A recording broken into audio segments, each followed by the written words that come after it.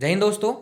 आज हम पढ़ने वाले हैं संविधान का भाग 4, जिसमें है राज्य के नीति निर्देशक तत्व और इंग्लिश में जिसे कहते हैं DPSP, directive principles of state policy. सबसे पहले राज्य के नीति निर्देशक तत्व क्या है इसको हम समझेंगे और इससे क्वेश्चन क्या बनते हैं इसको भी हम लोगों को देखना है। अनुच्छेद 36 से 51 तक राज्य के नीति निर्देशक तत्व है। और एक और चीज सबसे इंपॉर्टेंट ये होगा कि जो शब्द लिखा हुआ है राज्य, सबसे ज्यादा इंपॉर्टेंट ये है कि इस राज्य शब्द को समझना। राज्य का मीनिंग क्या होगा? यहां पर राज्य का मीनिंग क्या होगा कि जो भी संस्था, कोई भी एक संस्था जो अपने लिए नियम बनाती है, ठीक है, राज्य के नीति निर्देशक तत्व। हमने इसके पहले पढ़ा है मौलिक अधिकार। तो BN राव जो संवैधानिक सलाहकार थे, इन्होंने कहा था कि दो कैटेगरी में हमको मौलिक अधिकार मिले हैं। दो कैटेगरी में, एक तो मौलिक अधिकार है जो हम लोगों ने पढ़ा है अनुच्छेद 12 से अनुच्छेद 35 तक, और दूसरा कैटेगरी याद रखिएगा, BN राव ने कहा था दो कैटेगरी होगी इनकी। सेकंड जो होगा राज्य के नीति निर्देशक तत्व। लेकिन कंडीशन क्या है? राज्य के नीति निर्देशक तत्व जो है ऐसे तत्व है जो राज्य द्वारा या सरकार द्वारा जनता को देना तो चाहता है, लेकिन उसके पास उसके संसाधन हो, इस स्थिति में वो कंफर्म करेगी। उनको मौलिक अधिकार के अंदर नहीं रखा हुआ है, ये अलग रख दिया है राज्य के नीति निर्देशक तत्व को।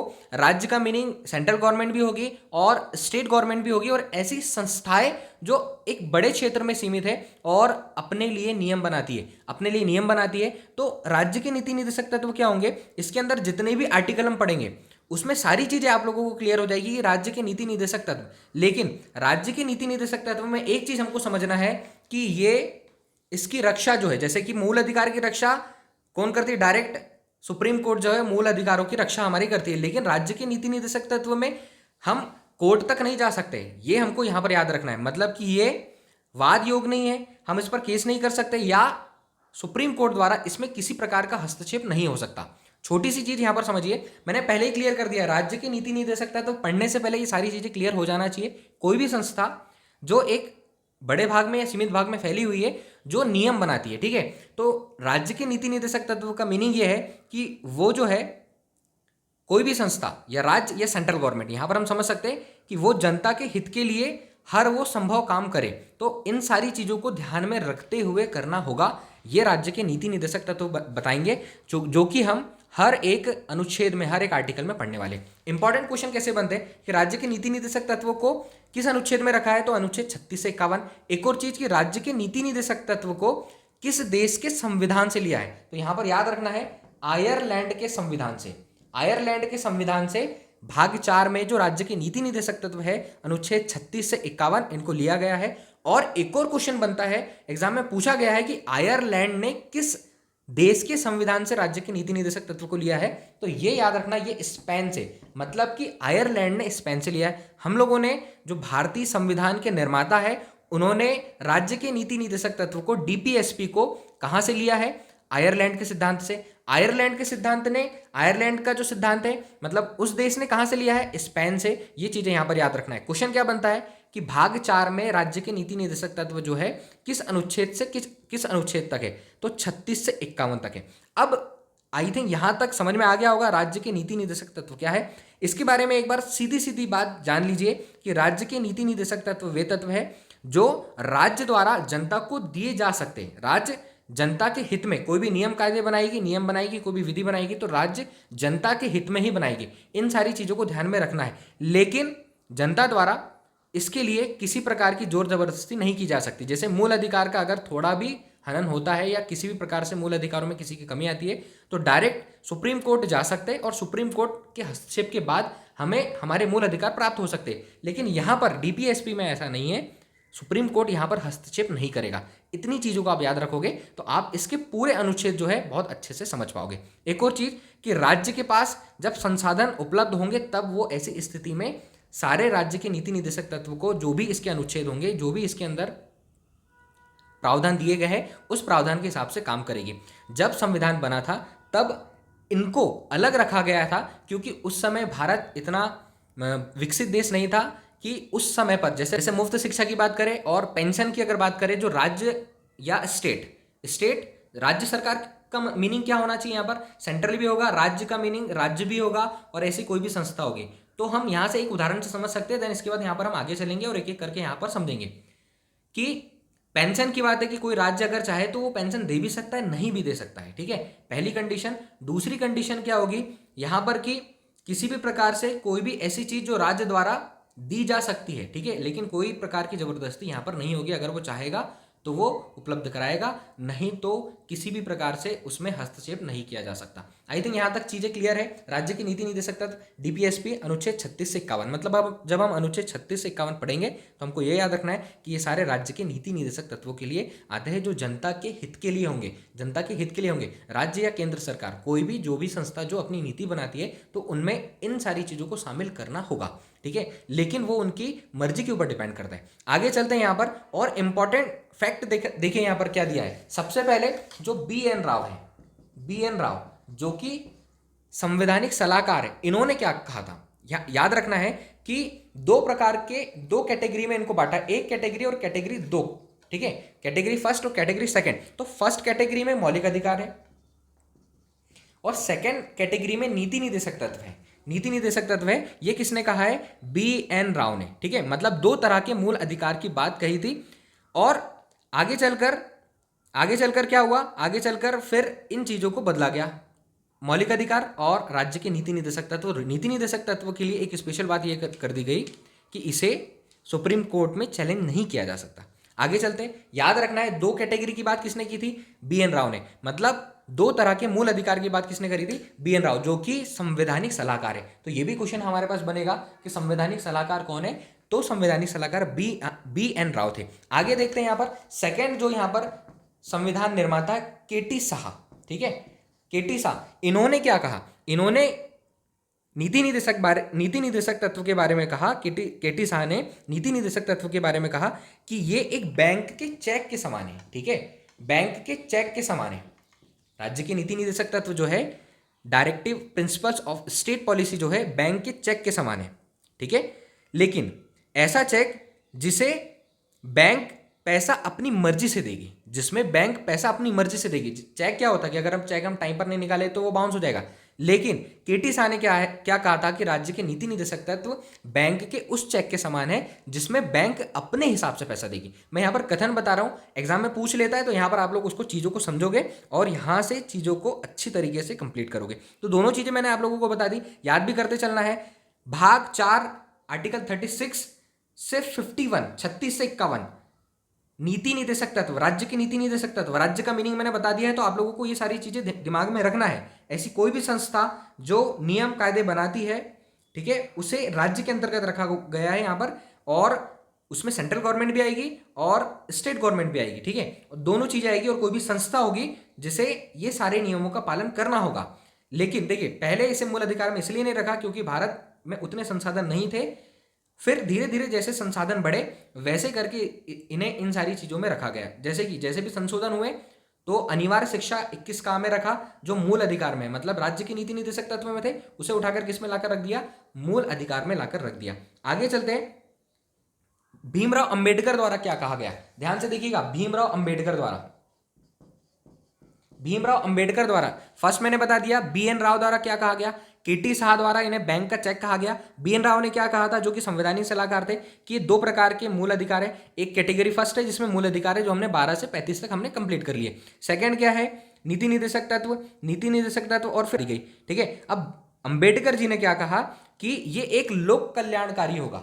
लोक कल्याण का मतलब क्या होगा, राज्य के नीति निदेशक तत्व जो होंगे भारतीय संविधान में, राज्य के नीति निदेशक तत्व ये एक लोक कल्याण समाज की स्थापना करेंगे, मतलब लोक कल्याणकारी होगा। सेकंड इन्होंने क्या कहा था कि सामाजिक आर्थिक लोकतंत्र की स्थापना करेगा। किस प्रकार की, सामाजिक और आर्थिक लोकतंत्र की स्थापना करेगा। कौन, राज्य के नीति निदेशक तत्व। जब भी ये लागू होंगे तो राज्य के नीति निदेशक तत्व सामाजिक और आर्थिक लोकतंत्र की स्थापना करेंगे। अब क्वेश्चन पूछेगा कि इसके अंदर डॉक्टर भीमराव अंबेडकर द्वारा कितने प्रकार के लोकतंत्र की स्थापना की बात की है, तो आप याद रखिएगा, सामाजिक और आर्थिक, मतलब सामाजिक स्तर पर कोई भी ऊंचा नीचा छोटा बड़ा नहीं होगा, और आर्थिक स्तर पर सभी को समान चीजें दी जाएगी, समान समानता दोनों में अपनाई जाएगी, छोटे बड़े में किसी प्रकार का भेद नहीं किया जाएगा। आर्थिक में मतलब जैसे समान कार्य के लिए समान वेतन की अगर हम बात करें तो हम इसको यहाँ से समझ सकते हैं कि लोक कल्याण के लिए सामाजिक और आर्थिक लोकतंत्र जो बनेगा वो राज्य के नीति निदेशक तत्व के द्वारा इसकी स्थापना की जाएगी। तो दोस्तों आई थिंक यहाँ तक चीज़ें क्लियर है। हर एक चीज़ को बहुत ध्यान से देखिएगा। केटी शाह की बात याद रखना है, इसके बाद हमको डॉक्टर भीमराव अंबेडकर की बात याद रखना है, BN राव की बात याद रखना है। अगर यहाँ से क्वेश्चन बनते हैं तो चीज़ों को आप लोगों को क्लियर करना है। राज्य के नीति निदेशक तत्व क्या है मैंने आप लोगों को समझा दिया। आगे स्टार्ट करते, एक एक करके देखते राज्य के नीति निदेशक तत्व 36 से 51 तक हर एक अनुच्छेद को, हर एक आर्टिकल को हम लोगों को बहुत अच्छे से बारीकी से समझना है। क्वेश्चन को मैंने क्लियर कर दिया। क्वेश्चन कैसे होंगे, राज्य के नीति निदेशक तत्व कहां से कहां तक देकर रखे हुए 36 से 51, BN राव ने क्या कहा, किटी शाह ने क्या कहा, और राज्य के नीति निदेशक तत्व क्या है कि राज्य के नीति निदेशक तत्व ऐसे तत्व है जो सरकार जनता को देना तो चाहती है लेकिन उसकी मर्जी से, अगर वो नहीं देगी तो भी जनता द्वारा इसके लिए सुप्रीम कोर्ट में नहीं जाया जा सकता। जैसे मौलिक अधिकार की कमी के लिए हम डायरेक्ट सुप्रीम कोर्ट में जा सकते, वो हमारे मौलिक अधिकारों का रक्षक होता है। सुप्रीम कोर्ट हमारे मौलिक अधिकारों का रक्षक होता है, लेकिन राज्य के नीति निदेशक तत्व में ये इसके संसाधन पर डिपेंड करेगा। संसाधन के ऊपर रहेगा कि इसके संसाधन किस प्रकार है और राज्य किस प्रकार से सारी चीज़ों को देगी।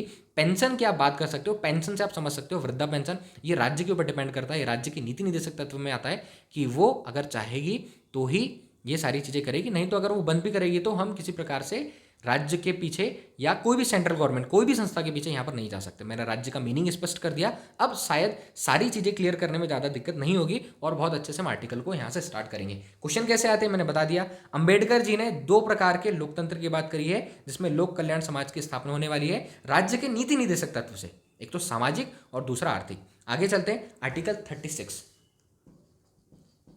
अनुच्छेद 36 राज्य की परिभाषा। आर्टिकल 36 में क्या देकर रखा हुआ है, राज्य की परिभाषा, मतलब कि राज्य कोई भी संस्था अपनी नीति बनाते समय इन सारी बातों का ध्यान रखेगा। राज्य का मीनिंग संस्था या सेंट्रल गवर्नमेंट, इन सारी बातों का ध्यान रखना है। तो इसका मीनिंग क्या हुआ, आर्टिकल 36 में राज्य की परिभाषा दी है। फिर से रिपीट कर रहा हूं, जो संस्था, मतलब राज्य का मीनिंग क्या हुआ, जो भी ऐसी संस्था जो अपनी नीतियां बनाती है, ठीक है। तो राज्य की परिभाषा में, राज्य की परिभाषा आर्टिकल 36 में देकर रखी हुई है। राज्य की परिभाषा का मीनिंग क्या हुआ कि राज्य अपनी नीति बनाते समय, राज्य विधि बनाते समय, अपनी नीति बनाते समय इन सारी बातों को याद रखेगा। वो किस में दिया है, आर्टिकल 36 में। आगे चलते, अनुच्छेद 37 आर्टिकल 37 बहुत इंपॉर्टेंट है। आर्टिकल 37 ध्यान से देखिएगा। आर्टिकल 37 क्या बोलता है, न्यायालय में परिवर्तनीय नहीं है। मैंने आपको पहले ही क्लियर कर दिया, न्यायालय में प्रवर्तनीय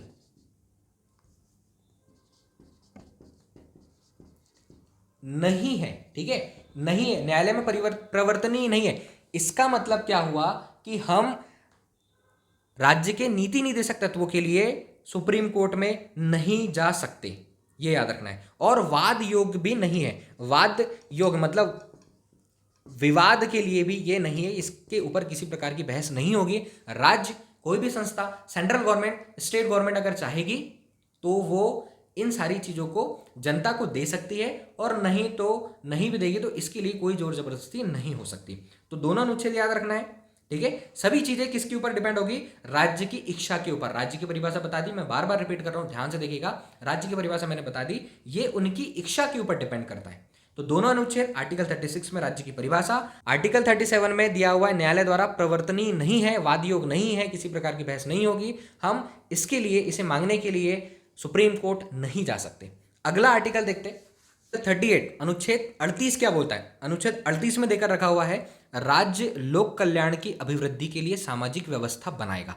याद रखिएगा, राज्य क्या करेगा, लोक कल्याण की अभिवृद्धि के लिए सामाजिक व्यवस्था बनाएगा। मीनिंग क्या हुआ, लोगों के कल्याण की बात की गई है। अनुच्छेद 38 में लोगों के कल्याण की बात की है, और इसके अंदर सामाजिक, आर्थिक और राजनीतिक न्याय, सामाजिक, आर्थिक और राजनीतिक न्याय, जिसके अंदर नागरिकों को सामाजिक, आर्थिक और राजनीतिक न्याय मिलना चाहिए, या राजनीतिक, आर्थिक और सामाजिक न्याय मिलेगा। क्वेश्चन समझिएगा, अनुच्छेद 38 में लोगों के कल्याण की बात की गई है। मतलब कि जो राज्य है, जो भी संस्था है, सेंट्रल गवर्नमेंट, स्टेट गवर्नमेंट, राज्य जो है लोक कल्याण की अभिवृद्धि के लिए सामाजिक व्यवस्था बनाएगा। जो भी व्यवस्था बनाएगा, इन सारी बातों को ध्यान में रखना है कि किसी भी प्रकार से जनता का सामाजिक, आर्थिक और राजनीतिक रूप से उसे न्याय मिल सके। क्वेश्चन क्या बनेगा कि आर्टिकल 38 के अनुसार या राज्य के नीति निदेशक तत्व के अनुसार कितने प्रकार के न्याय की बात की है। तो यहां पर याद रखना है 3 प्रकार के न्याय की बात की है। क्वेश्चन डीप में भी पूछेगा तो हम लोगों को चीजों को ध्यान में रखना है। आर्टिकल 38 राज्य के नीति निदेशक तत्व हम पढ़ रहे हैं। राज्य जो है लोक कल्याण की अभिवृद्धि के लिए सामाजिक व्यवस्था बनाएगा, मतलब कि इसके अंदर लोगों के कल्याण की बात की है। और कल्याण भी कैसा होना चाहिए, लोगों के लिए सामाजिक, आर्थिक और राजनीतिक न्याय की इसमें व्यवस्था होना चाहिए। राजनीतिक, सामाजिक और आर्थिक न्याय इसमें मिलना चाहिए। क्वेश्चन क्या बनेगा, फिर से सुनिए कि आर्टिकल 38 में कितने प्रकार की न्याय की बात की है। तो इसमें 3 प्रकार के न्याय की बात की है। तो यहां पर हमको ध्यान रखना है आर्टिकल 38 यहां पर हम कंप्लीट कर रहे हैं। आर्टिकल 36 में क्या बोला, राज्य की परिभाषा की बात की है। आर्टिकल 37 में कि न्यायालय के द्वारा प्रवर्तनीय नहीं है, वाद योग नहीं है, मतलब इस पर मुकदमा हम नहीं कर सकते। बहुत अच्छे से ध्यान देना है सारी चीजों को। आगे चलते यहां पर अनुच्छेद 39, आर्टिकल 39। तो आर्टिकल 39 में स्त्री पुरुष समान कार्य के लिए समान वेतन। याद रखिएगा, इंपॉर्टेंट है, समान कार्य के लिए समान वेतन।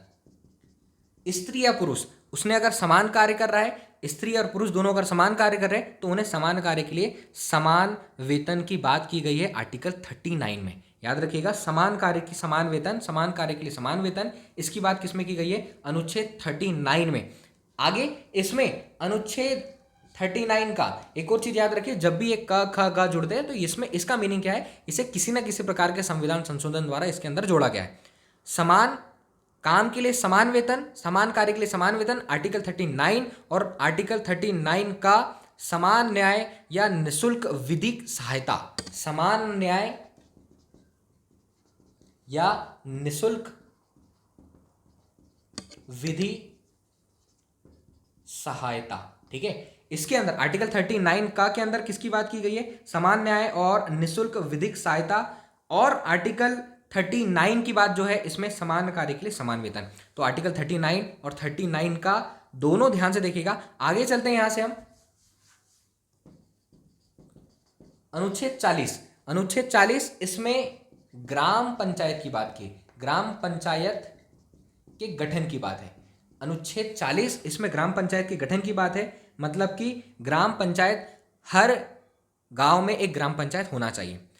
इसके अंदर 2 विचारधाराएं थी। ठीक है, महात्मा गांधी जी और भीमराव अंबेडकर द्वारा। ठीक है, भीमराव अंबेडकर, महात्मा गांधी जो थे ये ग्राम पंचायत के गठन के फेवर में थे और डॉक्टर भीमराव अंबेडकर जो थे ग्राम पंचायत के गठन के फेवर में नहीं थे। और याद रखना है, राजस्थान ऐसा पहला राज्य है जिसने पंचायती राज्य व्यवस्था लागू की थी। राजस्थान पहला राज्य था जिसने पंचायती राज्य व्यवस्था लागू की थी। अनुच्छेद 40 जो है ग्राम पंचायत के संगठन या गठन इससे संबंधित है। ठीक है, गांधी जी और डॉक्टर भीमराव अंबेडकर दोनों ने अलग अलग, दोनों की अपनी अलग अलग विचारधारा थी, दोनों का अपना अलग अलग मानना था। गांधी जी मानते थे कि भारत जो है गाँवों में बसता है, इसलिए हर एक गाँव में ग्राम पंचायत होना चाहिए। और भीमराव अंबेडकर ने ये कहा था कि ग्राम पंचायत की कोई आवश्यकता नहीं है।